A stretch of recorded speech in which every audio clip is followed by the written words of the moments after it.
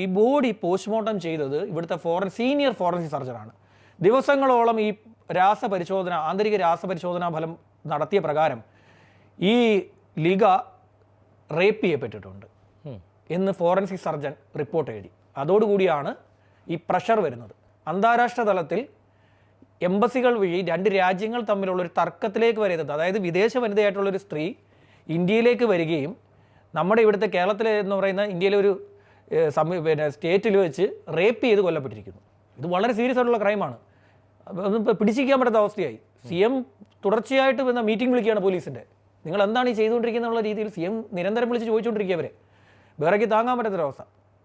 ഈ സമയത്താണ് ഒരു സാക്ഷി പറയുന്നത്, ഈ ഉമേഷ്, ഉദയൻ രണ്ടുപേരും തിരുവല്ല സ്വദേശികളാണ്. ഇവർ രണ്ടുപേരും കൂടി ഈ ലീഗയോട് സംസാരിക്കുന്നത് താൻ കണ്ടു എന്നുള്ള ഒരു മൊഴി, ഒരു സാക്ഷി മൊഴി പറഞ്ഞു.